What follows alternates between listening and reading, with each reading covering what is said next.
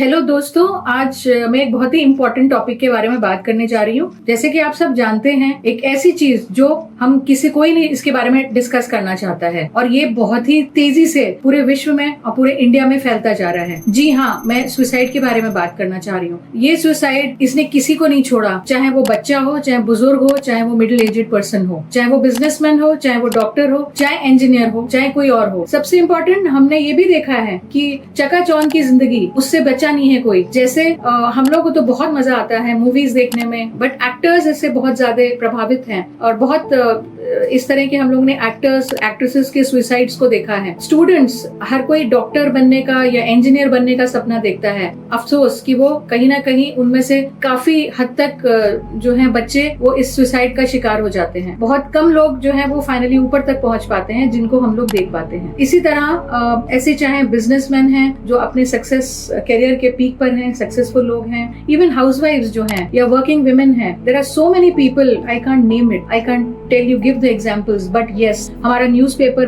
भरा रहता है। न्यूज़पेपर्स में हेडलाइंस में आता है कि फला फला ने सुसाइड कर लिया, इसने ऐसा करा, इसने ऐसा करा। जी हाँ दोस्तों, आज मैं बात करना चाह रही हूँ सुसाइड के बारे में। तो दोस्तों, मैं आज बताने जा रही हूँ सुसाइड के बारे में, कैसे ये हमारे समाज को धीरे धीरे दीमक की तरह चाटता जा रहा है। Suicide prevention day is celebrated on 10th of September and ये काफी सालों से सेलिब्रेट हो रहा है, 2003 ऑनवर्ड्स। एंड ये बेसिकली अवेयरनेस को बढ़ाने के लिए सेलिब्रेट करा जा रहा है कि हम इसको कैसे अवेयरनेस को बढ़ाएं। And then suicide prevention is very important. तो दोस्तों, ये जानते हैं कि कैसे इस सुसाइड को प्रिवेंट कर सकते हैं। सबसे पहले इम्पोर्टेंट है कि हम कैसे अपने में अंदर बदलाव लाएं, सोच, बोली और किस तरह से सुसाइड के बारे में हम एक ओपन एंड ऑनेस्ट कन्वर्सेशन करें। इससे क्या होगा कि हम सुसाइड प्रिवेंट कर पाएंगे और हम ये समझ पाएंगे कि कैसे इसके बारे में हम आराम से इसके बारे में बात कर पाएं। जैसे बच्चों हैं, उनके अंदर आपको देख रहे हैं कि बच्चा अलग थलग घूम रहा है, बहुत ज्यादा प्रेशर में आ रहा है,